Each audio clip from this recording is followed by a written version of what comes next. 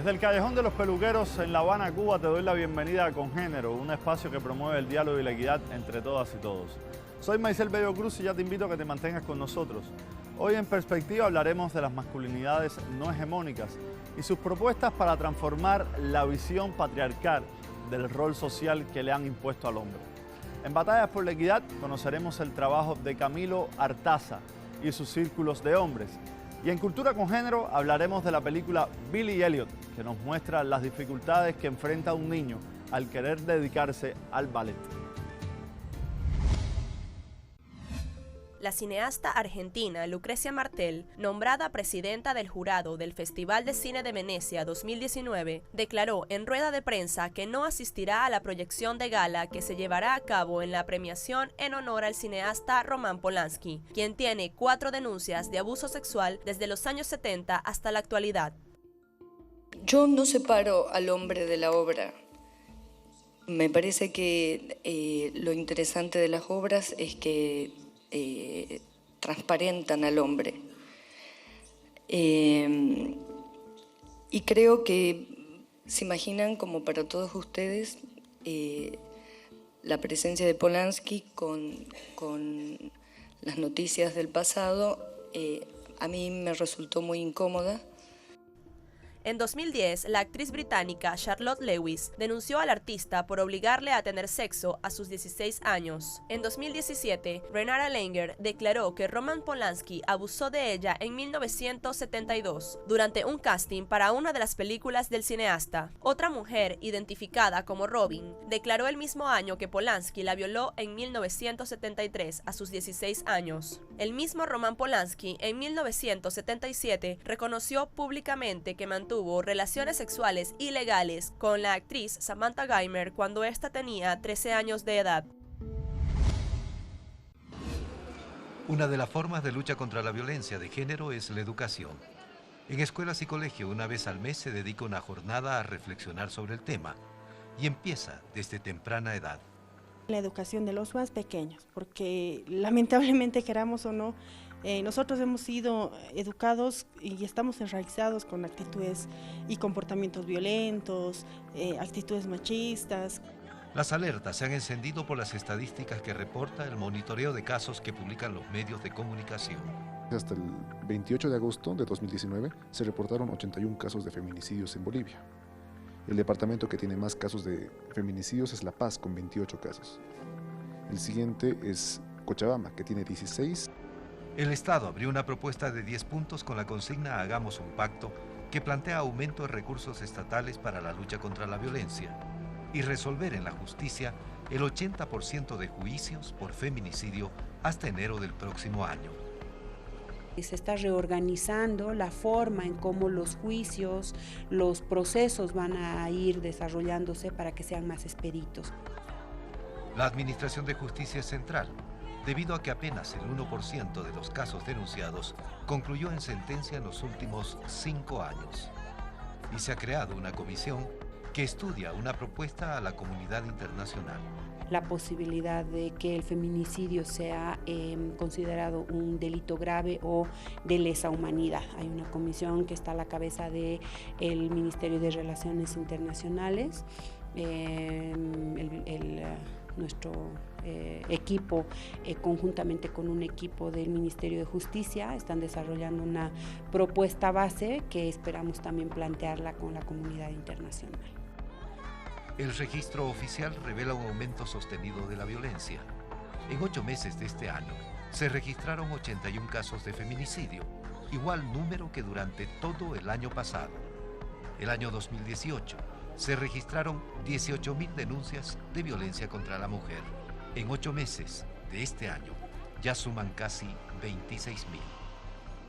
Freddy Morales, Telesur, Bolivia. Luego de este recorrido informativo te invito a conocer las siguientes cifras.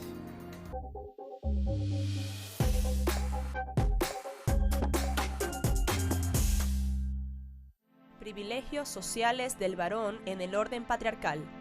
Según la Organización Internacional del Trabajo, en el 2018 la brecha de ingresos económicos cerró con un 51% de diferencia.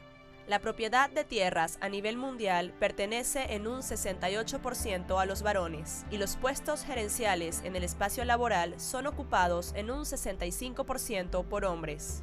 Actualmente las mujeres son jefas de Estado en solo un 11% de los países, ministras en un 18% y parte del Parlamento en un 24%. Según el Foro Económico Mundial, la brecha de género global en educación apenas comenzará a zanjarse en unos 14 años. La brecha de género global tomará 108 años en saldarse y la paridad laboral se logrará en 202 años.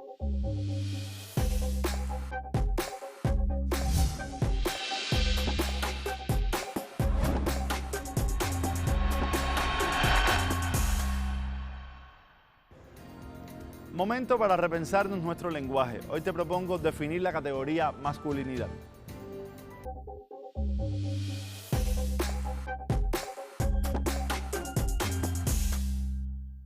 El diccionario de la Real Academia Española define: masculino, propio del varón o que posee características atribuidas a él. Manos, aficiones masculinas. Esta definición nos demuestra que aunque la masculinidad es una categoría construida por la sociedad y por ende está atravesada por subjetividades históricas y culturales, el patriarcado como sistema de pensamiento hegemónico limita su significado y convierte la masculinidad en una serie de características y conductas que las personas cuyo sexo asignado al nacer es masculino deben cumplir y que interrumpe en el libre desarrollo de su identidad. El sistema hegemónico patriarcal define lo masculino y lo femenino como categorías férreas. Esto es ser hombre, esto es ser mujer. Y por supuesto, de esta manera se coartan las posibilidades de desarrollo individual. Hoy en nuestro tema en perspectiva conoceremos de masculinidades no hegemónicas que intentan transformar esa visión rígida y prejuiciosa de lo que es ser hombre en la sociedad.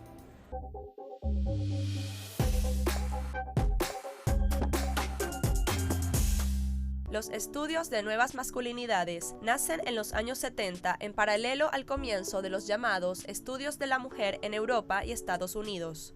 Las feministas interpelaron a los hombres que querían militar junto a ellas y les pusieron el reto de buscar una forma coherente de contribuir con la causa antipatriarcal.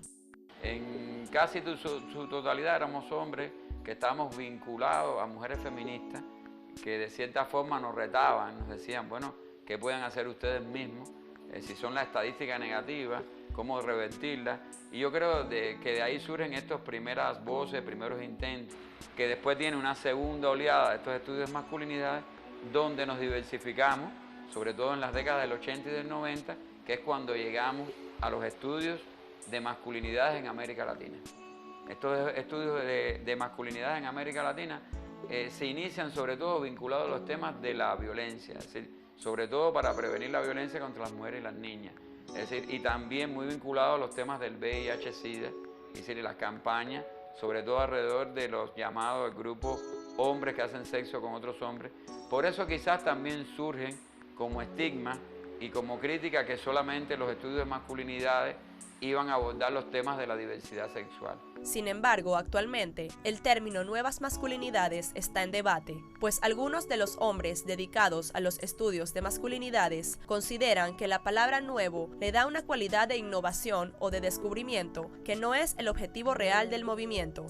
Bueno, este término de nuevas masculinidades está siendo muy cuestionado en la actualidad, porque cuando tú acuñas un término, parece como que descubriste una vacuna o algo nuevo que va a cambiar de momento actitudes que son centenarias o milenarias en la conducta masculina, porque tiene que ver con arquetipos, con estereotipos. Masculinidad, si se puede definir de alguna manera, es ese conjunto de construcciones socioculturales sobre lo que significa ser, actuar como hombre, ¿no? Desde el punto de vista de la identidad y otra serie de cuestiones.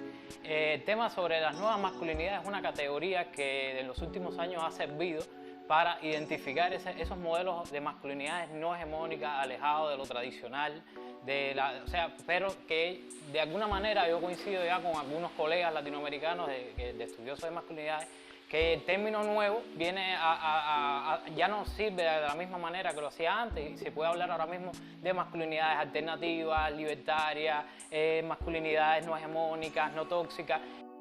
El estudio de las masculinidades permite, por un lado, demarcar a los hombres de los estereotipos que los atan como individuos a las formas del sistema patriarcal, pues su condición de hombres no es un determinante de un comportamiento machista, lo que contribuye a la prevención de la violencia contra las mujeres. Por otro lado, amplía para los varones las posibilidades de desarrollo de sus identidades. Nosotros de la Red Iberoamericana y Africana de Masculinidades nos hemos enfocado sobre todo a trabajar un tema tan prioritario e importante como es el tema de la violencia de género, trabajado también desde el enfoque de la tríada de la violencia de los hombres.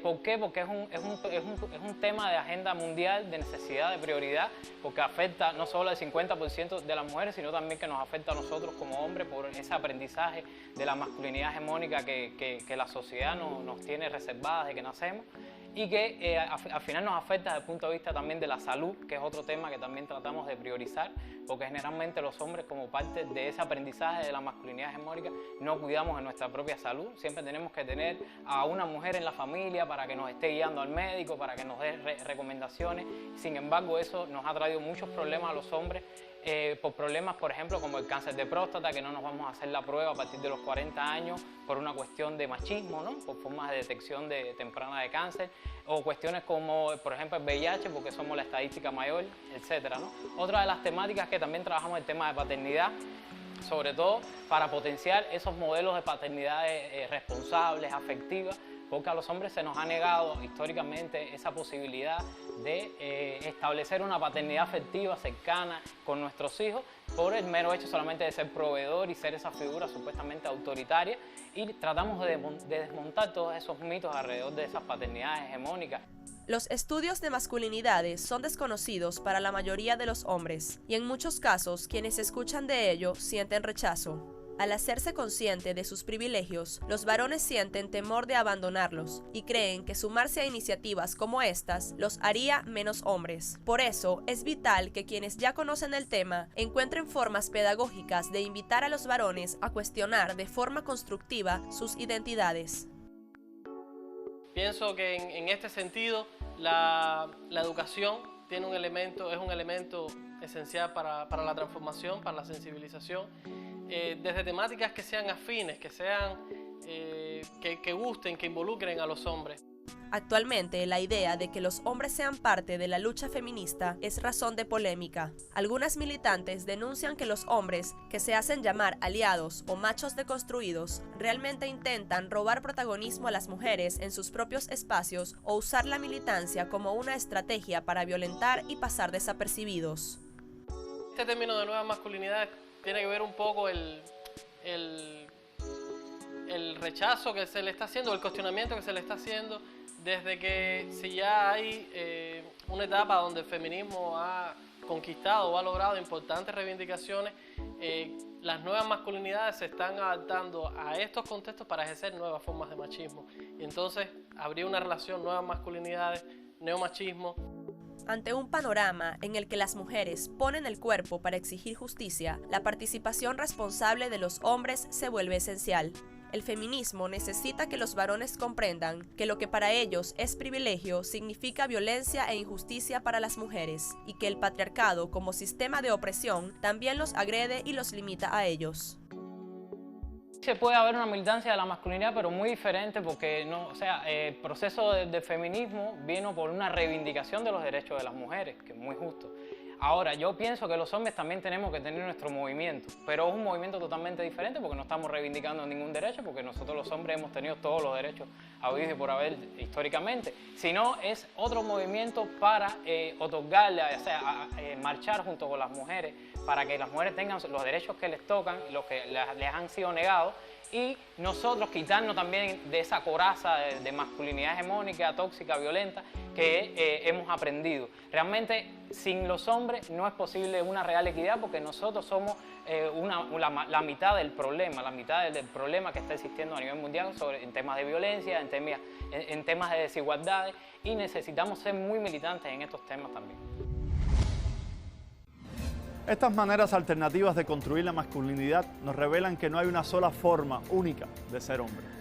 Ahora te propongo hacer una segunda pausa. Antes te recuerdo que a través de nuestras cuentas en Twitter, @telesurcongénero y @maiseltelesur y nuestro correo electrónico congénero@telesurtv.net, puedes comunicarte con nosotros y compartir tu historia.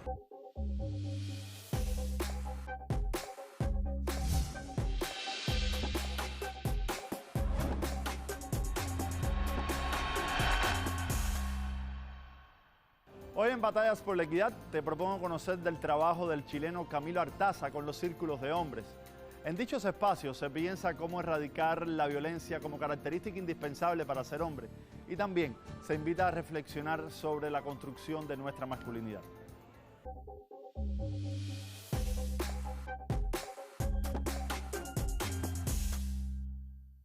Camilo Artaza es un psicólogo chileno cuya especialidad son los estudios de género y masculinidades. Camilo trabaja tanto con mujeres víctimas de violencia como con hombres que ejercen cualquier tipo de conductas violentas a partir de un trabajo de deconstrucción de lo que significa ser hombre y la desmitificación de la agresividad como característica inherente al género masculino.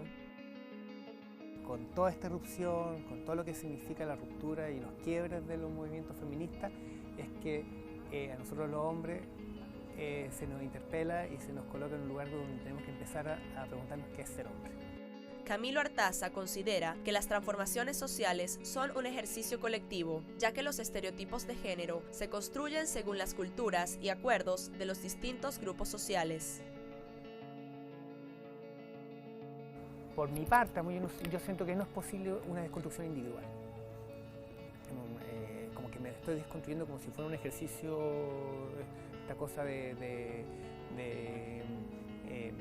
casi de introspección, cuando tiene que generarse unos procesos mucho más amplios de transformación culturales, sociales, que realmente permitan pensar o ejercer o desarrollar otro tipo de masculinidades.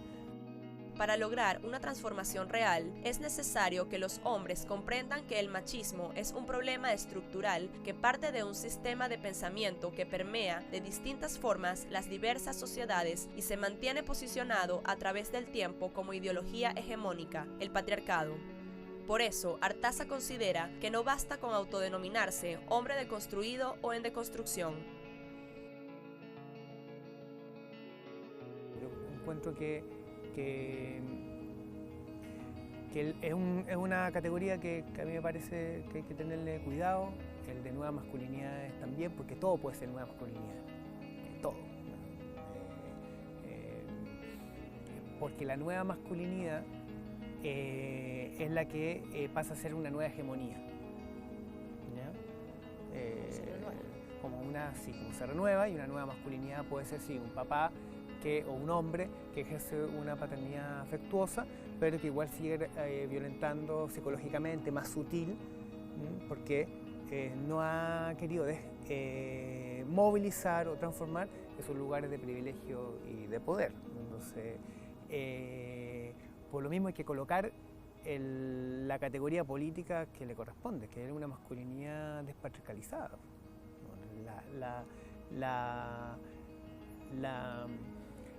La mirada o el énfasis tiene que seguir estando en la lucha por la despatriarcalización. Los estereotipos de género que definen al hombre y que convierten la violencia en una característica inherente a su conducta forman parte de una conciencia colectiva y por ende solo podrán transformarse a través de la reflexión y el trabajo colectivo.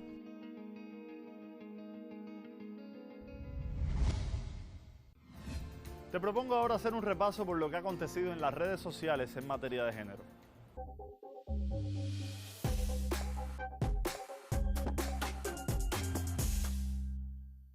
Las crecientes estadísticas de feminicidio en México se vuelven motivo de alarma en las redes sociales. En la cuenta de Twitter de Telesur, @TelesurTV, circula un podcast que describe la problemática de forma accesible para todos y todas. En el mundo, muchos todavía ignoran que 66 de cada 100 mexicanas han sido víctimas de algún tipo de violencia. No te quedes callado y comparte estas cifras que impactan de feminicidios en México. La ONU Mujeres México publicó en su cuenta de Instagram, ONU Mujeres MX, un video que reseña estadísticas en las que México es el país número 1 en feminicidios de Latinoamérica. Hoy en Cultura con Género te propongo conocer sobre la película británica Billy Elliot, que cuenta la historia de un niño que decide danzar. Esto le va a generar muchísimos problemas en su contexto, pues el ballet está visto como algo de chicas.